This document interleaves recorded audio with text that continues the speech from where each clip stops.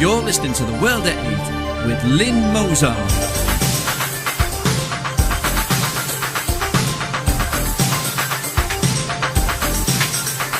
The World at 8, the number one in nationalist news.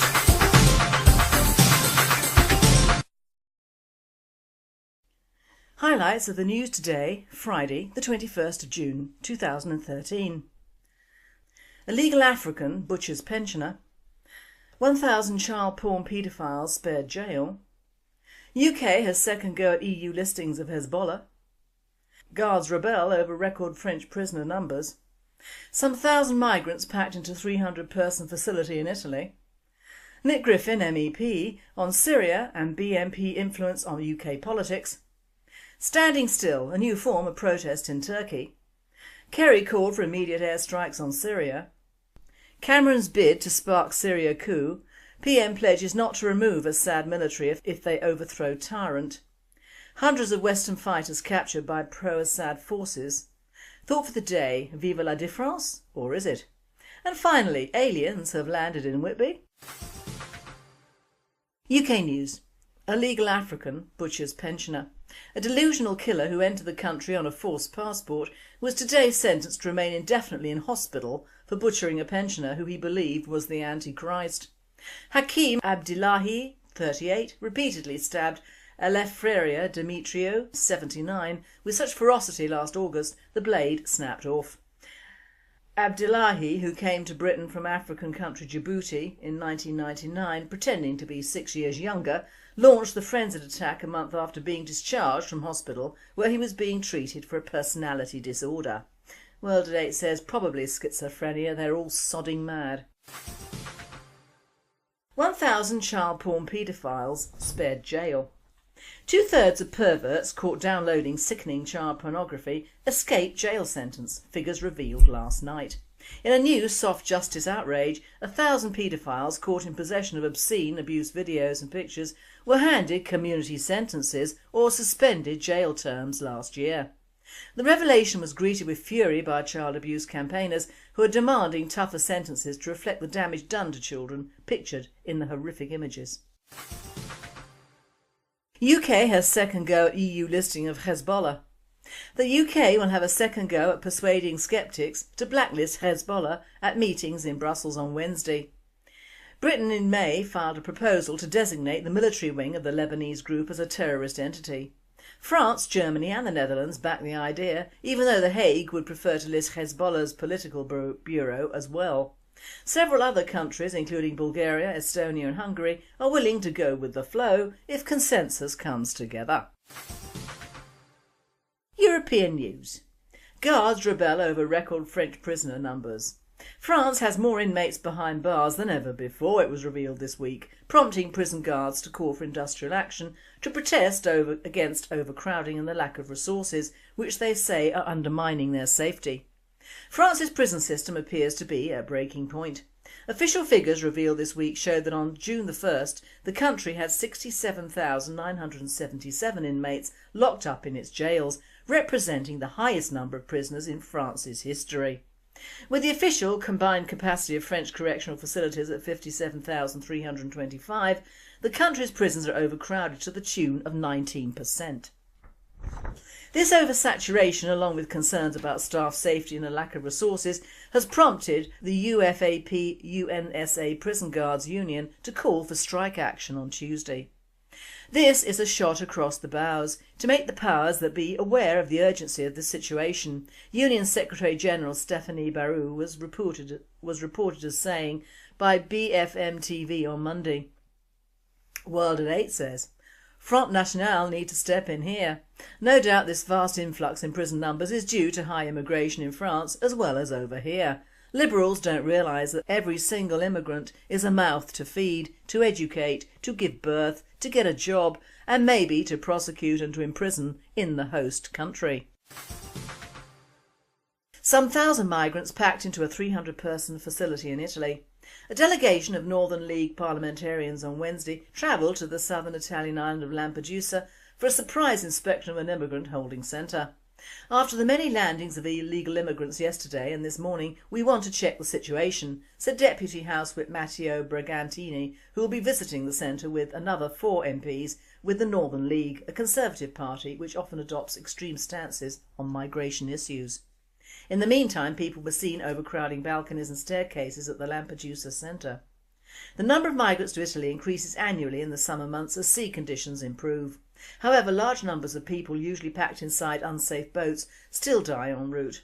The Lampedusa centre was holding 1,150 people on Wednesday after another 97 immigrants arrived during the morning. Hundreds of immigrants in the past few days have been rescued or landed along Lampedusa's coast as warm weather has brought calmer seas. Reports on Wednesday said 200 immigrants who arrived in Lampedusa in recent days will be flown from the southern island to a centre in Cagliari, Sardinia. World at 8 says, "In my typical way, I say bring on the storms and stop rescuing the buggers. They all seem to have an innate sense that someone will help them out, and time for that is stopping now. Europe should make sure that all the millions in foreign aid reach the people for whom it is intended, to prevent scenarios like this, which are a form of blackmail thinly disguised as asylum seekers." Standing still, a new form of protest in Turkey. Thousands of people are now expressing their anger with Turkish Prime Minister Erdogan by standing silent and motionless in streets and squares, a new tactic that they hope will deter police violence. The aggressive police response to anti-government protests in Turkey in recent weeks has left 4 people dead and many injured. Many more have been arrested. Demonstrating for greater freedom and civil rights, the protesters have marched through the streets of Istanbul, smeared walls with anti-government graffiti and chanted slogans calling on Prime Minister Recep Tayyip Erdogan to step down. Istanbul's Gezi Park became the focus of the protest movement. Thousands camped out there eating, dancing and singing songs. Police put an end to that last weekend when they cleared the park by force. World at 8 says, "This was done in a book some years ago set in a world taken over by the Chinese and run along the lines of true racism. That is, you had to be Chinese or part Chinese to escape slavery, much like Islam is over religion but not blood. In the book they stand on one leg like a crane. I always say silent protests move more mountains than noisy, shouting ones."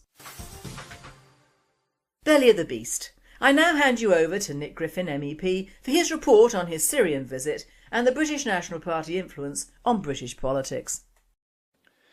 My visit to Syria didn't just stun the controlled media into a day of straight and factual reporting about it. It also helped to reshape the political discussion over events which, although a long way away, are critically important to us in Britain. My invitation to become the first MEP to visit Syria since the Islamist invasion 2 years ago came from the Vienna-based European Institute for Geopolitical Analysis. This organisation primarily specialises in providing teams of independent election monitors. Regular listeners will remember that I served with them in elections in both Russia and Ukraine over the last 2 years, in both cases reporting that the systems in use are, shamefully, much more open and democratic than in the rotten and corrupt shambles here in the UK. In this case, however, the Institute had been asked not to monitor elections, but by the Syrian Foreign Ministry to find a group of open-minded politicians and journalists to go to Damascus and see the situation there for themselves. The Syrians' main concern was to draw attention to, and begin work to try to resolve, the problem of the hundreds of Islamist terrorists from EU countries, including dozens from Britain, fighting with the cutthroat rebels on the Turkish border. The other most prominent member of the resulting delegation was Vlaams Belang MEP Philip de Winter, on whose book about Islam, you may remember, I did a lot of work the other year, still available from Excalibur Books, and well worth reading. Also present were Polish, French and Belgian journalists, and my old comrade and former MEP Roberto Fiore, leader of Italy's Forza Nuova party. A 180-degree U-turn by the BBC was the most immediate result of all the publicity surrounding my visit. When the media picked up and made big news of my tweets about Damascus being remarkably normal, with less security and fewer signs of war than Belfast in the 1980s, this broke a propaganda image that had been pushed by the UK's controlled media for more than 2 whole years. Having done an unused interview with me in the wreckage of a police station hit by a double suicide bombing in the middle of Damascus, the BBC knew that the footage of the remarkable normality otherwise of life in the huge city that I was going to release on the internet on my return would expose the entire mainstream media as liars. Hence the remarkable decision of the BBC to broadcast a spoiler report, telling the world that, contrary to all previous reports of a city and state in chaos and crisis, life in Damascus is as normal as could possibly be under the circumstances, and comfortable, and large numbers of Syrians strongly support their president. In one go, this cut swathes of ground from under the feet of Cameron and the other warmongers, whose lies in favour of arming the head-cutting rebels centre on the claim that the Syrian people are desperate to be freed from a tyrannical government. Well, in Damascus, I can tell you they are not. I met people from all different confessions, Shia, Sunni, Alawite, Christians, atheists, agnostics. All of them want to remain in Syria as it is, because despite the undoubted faults of the government, which they all accept, even the government ministers, it's one hell of a lot better than being ruled by Wahhabi Sunni extremists who are openly in favour and advocate and carry out the mass murder of anyone who isn't their kind of Sunni, whether it's Christian, Shia, Alawite or moderate Sunnis. People are desperately scared of those people taking over, the people bringing terror and fear to still parts of Syria are the same rebels that Cameron and co want to arm. They say they want to arm the moderates. I can tell you there are effectively no moderates.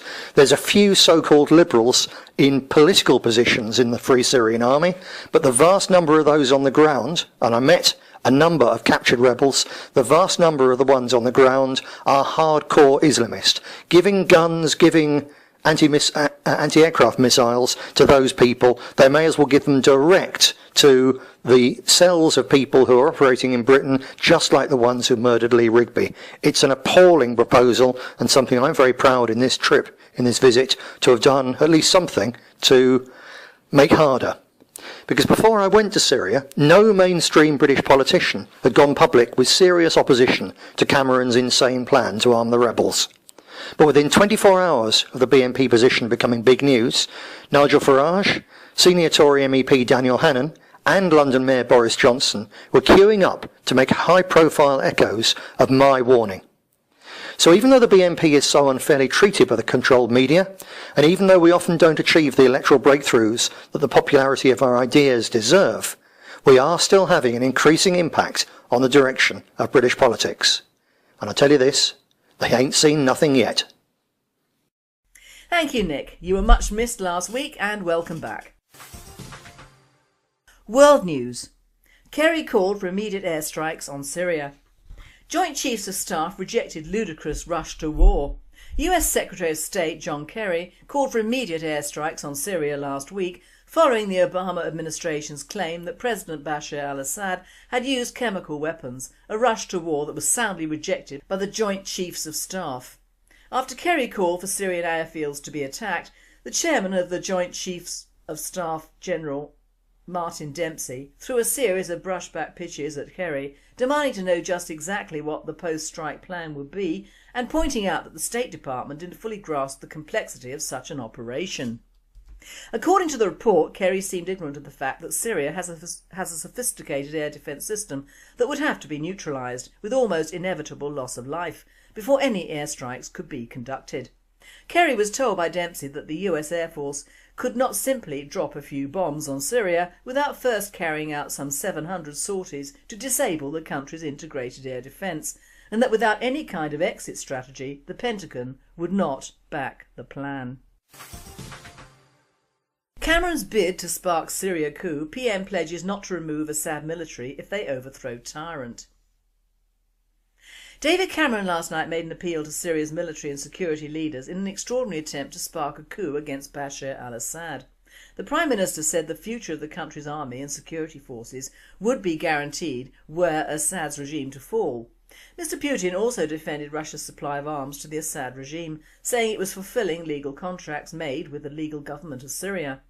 In a reference to the brutal killing of drummer Rigby in Woolwich last month, the Russian president added, "Clearly the Syrian opposition is not composed all of this, but many of them are exactly the same as the ones who perpetrated the killing in London." If we equip these people, if we arm them, what is going to control and verify who is going to have these weapons, including in Europe as well? So we call all our partners, before making this dangerous step, think about it very carefully. Hundreds of Western fighters captured by pro-Assad forces. Several hundred Westerners, including Italians, have been captured fighting alongside rebels seeking to overthrow President Bashar al-Assad, government sources told Ad Kronos on Tuesday. "We are holding 300 Westerners, of whom 6 or 7 are Italian, according to the information I have. They are all converts to Islam," the source said. The case of Giuliano Del Nevo, the 20-something from Genoa, killed fighting on the side of the rebels, is not an isolated case, the source told Ad Kronos. The source was referring to the reported death in Syria of a radicalised Italian Muslim convert who allegedly went to Syria to wage holy war or jihad. Italian daily Il Giornale on Tuesday reported Del Nevo's death, citing unnamed intelligence and interior ministry sources. The paper stated Del Nevo's age was between 20 and 23. It didn't say where he died in Syria and for which rebel group he was fighting. Prosecutors in his home city of Genoa in Italy's northwest said they'd been probing Del Nevo and other jihadist suspects elsewhere in the country for some time.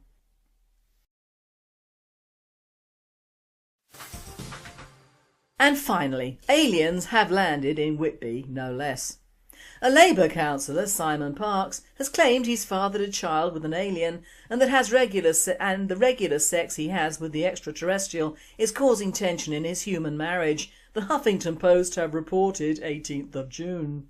Simon Parkes, who represents Stakesby in Whitby Town Council, told the Northern Echo that he has had a child called Zaka with an alien he refers to as the Cat Queen. The driving instructor, who has 3 children with his human wife, said the intercourse with the alien happens about 4 times a year. "What will happen is that we will hold hands and I will say I'm ready, and then the technology I don't understand would take us up to a craft orbiting the Earth," he said. The Labour politician also claimed he was abducted by extraterrestrials as a child and that his real mother is a 9-foot-tall alien with 8 fingers. He speaks of his first encounter, which occurred while he was in the womb. Then he tells of a being which appeared by his cot when he was 6 months old and reached out to him with these 2 green stick things like bean poles. He continued, "I thought they're not Mummy's hands are pink and Mummy has thumbs. These are green and pointed and there's 4 of them. I was looking straight into its face. It entered my mind through my eyes and it sent a message down my optic nerve into my brain saying, I am your real mother, I am your more important mother."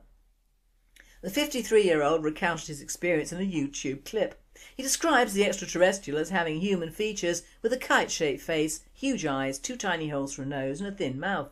He said, "I'm only telling you what I've seen, they could be lying to me. The reason why extraterrestrials are interested in me is not because of my physical body, but what's inside, my soul. These reptiles are as guilty as hell. They apologised several times to me. They've said that they're sorry for what they've done to your people." Parkes, who was a councillor in Hackney during the 1990s, said his experiences have not hindered his work. Fellow councillor Terry Jennison told the Yorkshire Post, "I'm completely in the dark about this. Not the only one, matey, not the only one." This presenter says, well bless him, it comes to everyone I suppose. The one good thing he does say is that he gets more common sense out of aliens than he does the guys at Scarborough Town Hall, and he may well be right. Who are we to say these things don't happen to some people? Retain an open mind, I say, or we will all be labelled Marxist liberal lovies. You have been listening to The World at 8, and I'm Lynne Mozart, and I and the team at World at 8 and Radio Britain wish you all a very happy and safe weekend. Has second go at EU listings of Hezbollah. Guards rebel over record French prisoner numbers. Some 1,000 migrants packed into 300-person facility in Italy. Nick Griffin, MEP, on Syria and BNP influence on UK politics. Standing still, a new form of protest in Turkey. Kerry called for immediate airstrikes on Syria. Cameron's bid to spark Syria coup. PM pledges not to remove Assad military if they overthrow tyrant. Hundreds of Western fighters captured by pro-Assad forces. Thought for the day, vive la différence, or is it? And finally, A treated for a personality disorder. World at 8 says probably schizophrenia, they're all sodding mad. 1,000 child porn paedophiles spared jail. Two-thirds of perverts caught downloading sickening child pornography escape jail sentence, figures revealed last night. In a new soft justice outrage, 1,000 paedophiles caught in possession of obscene abuse videos and pictures were handed community sentences or suspended jail terms last year. The revelation was greeted with fury by child abuse campaigners who are demanding tougher sentences to reflect the damage done to children pictured in the horrific images.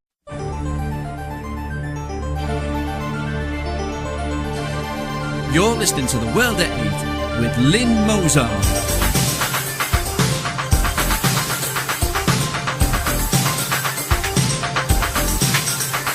The World at 8, the number one in nationalist news.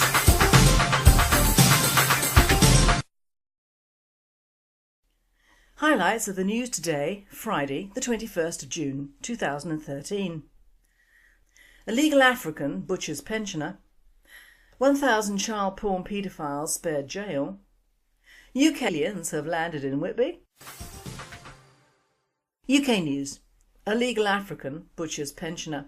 A delusional killer who entered the country on a false passport was today sentenced to remain indefinitely in hospital for butchering a pensioner who he believed was the Antichrist. Hakeem Abdillahi, 38, repeatedly stabbed Eleftheria Demetrio, 79, with such ferocity last August the blade snapped off. Abdillahi, who came to Britain from African country Djibouti in 1999 pretending to be 6 years younger, launched the frenzied attack a month after being discharged from hospital where he was being treated.